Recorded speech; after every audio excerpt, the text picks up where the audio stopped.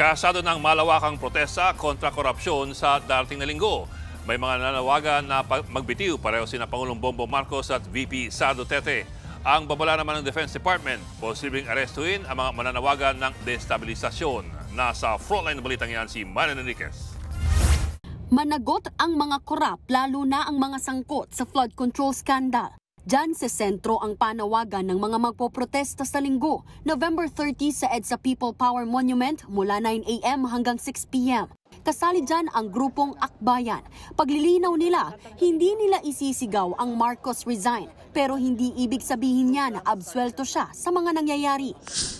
Ang call natin ay for BBM to be accountable, for BBM to explain and respond to the charges, and for BBM to take on concrete political actions, hindi puro propa lamang.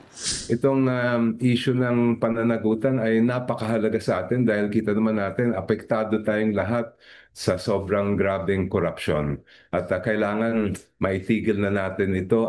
Pero kung may magdadala raw ng placard na nakalagay ay Marcos resign, nirirespeto nila ito. Naiintindihan din daw ng makabayan na ang panawagang Sara resign, lalo't impeached ng Kamara ang Vice-Presidente. Definitely, kailangan managot ng mga Marcoses. Huwag lang po natin ipapahijack sa kampo ni VP Sara na talagang naghihintay. Sabi nga niya, ready na siyang mag-assume kung sakali man, di ba? Naniniwala rin ang Kabataan Party List na dapat parehong managot sina PBBM at VP Sara. Pero tanong ni Congressman Paulo Duterte, anti-corruption daw ba talaga ang Kabataan o anti-Duterte lang? Sagot dyan ni Congresswoman Rene Co. We can be both, no? Dahil actually tayo, anti-Marcos, anti-Duterte, anti-corruption. Yun nga po ang ibig sabihin pag sinasabi natin, lahat ng sangkot dapat managot. Kahit ang mga nasa tuktok.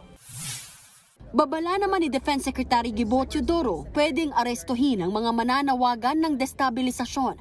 Maituturing daw yang krimen. That's totally illegal and that's inciting to sedition. So when you say withdrawal of support, it's an indirect way of saying I'll take over, which is illegal. Kung totoong accountability at transparency ang gusto, hindi raw government reset ang isusulong ng mga grupong ito, kundi pagkakaroon ng hustisya. Pagtitiyak naman ng palasyo, handa ang mga pulis para sa seguridad sa linggo, partikular na sa paligid ng Malacanang. Nagbabalita mula sa Frontline, Marian Enriquez, News 5. Mga kapatid, Ed Lingaw po, maging maalam at may pakialam sa mga napapanahong balita sa ating bansa.